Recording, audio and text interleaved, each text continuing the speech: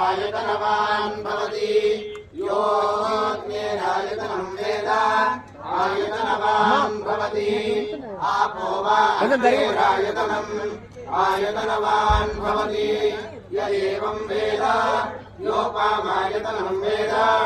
आयतनवान् भवति वायुर्वा अपामायतनम् आयतनवान् भवति यो वायोरायतनं वेद आयतनवान् भवति आपो वै वायोरायतनम्